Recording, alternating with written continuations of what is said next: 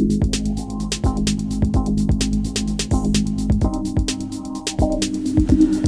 I'm Dave and welcome to day 14 of RPGaDay 2021, the global initiative to try and get people talking in a positive way about tabletop RPGs. Today's topics, and there are 4 that you can choose from, or you can roll a d8 to randomly select. Don't forget to halve it, otherwise it's going to get really confusing. You can randomly select which ones you want, or if you don't like the main keyword, you could just pick one of the other ones underneath it. Today's primary topic is the word safety, which is something that we kind of dealt with a little bit earlier in the week on Tuesday when we started talking about trust, the trust that the GM has with the players. And of course, everybody will probably mention exactly the same things when it comes to this topic, and that is the safety tools that you can have in place at the gaming table. Possibly the most common of the safety tools is the X card. I'll pop links in the text underneath, which is a card with a big X written on it, which you have on the middle of the table, and when you think that the storyline or the content of the game is straying anywhere near something that you're not happy with, you simply tap the X card. The GM sees that and steers the storyline in a slightly different direction. The idea is that you don't have to say what is triggering you or what is causing you stress. You just have to tap the X card, and the GM doesn't question it, moves on to something else. Another great way of keeping things safe at the gaming table by using lines and veils. So before you start gaming, you know exactly what the players are happy with playing, so you know there are some lines you don't cross and some things that you just kind of breeze past, you know, slow pan to the fireplace. The next topic for the day is also limits. I think that's one of the good things about tabletop RPGs, is there really isn't any limit to what you can do because it's all up here.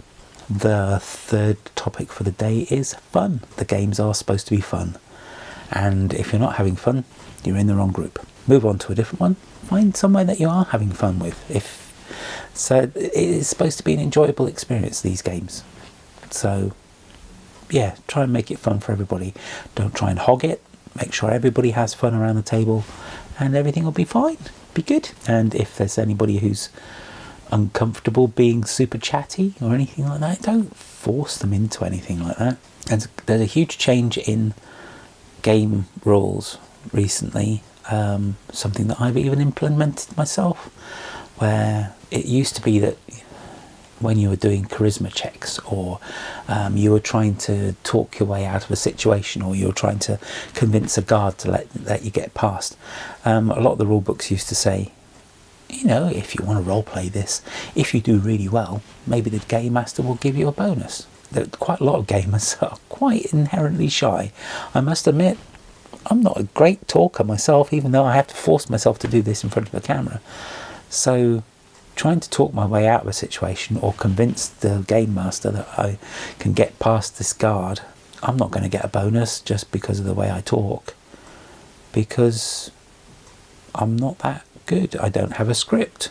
I haven't got a team of script writers behind me who's telling me what I should be saying to get where I need to go. So asking players to be that witty and wise straight away and giving them a bonus, nah, I don't think that should be a thing anymore. And it's certainly something I've addressed recently in the writing, and you shouldn't force any player into doing something that they don't want to.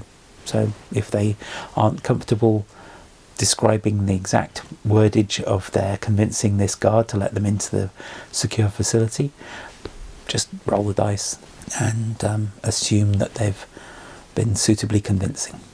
And then players have fun, GM has fun, nobody feels like they're under any pressure. Everybody has fun.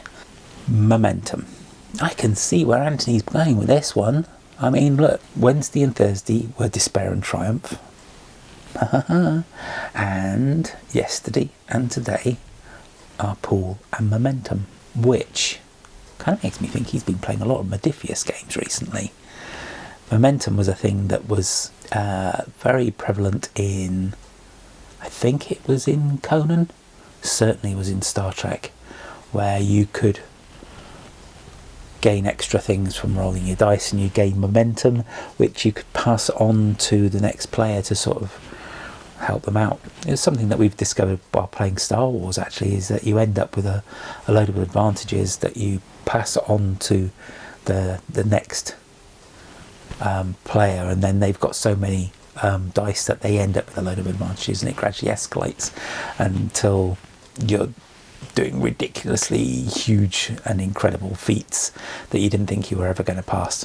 Okay, enough of me rambling on about other people's game systems. Let's round it off there, and don't forget to join in with the conversation and share everything with the hashtag RPGaDAY2021, and pop it on your blog, on Facebook, on Twitter, maybe not on LinkedIn, unless all your career contacts are in the gaming industry.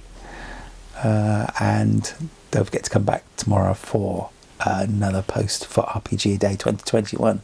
Until then, stay multi-classy.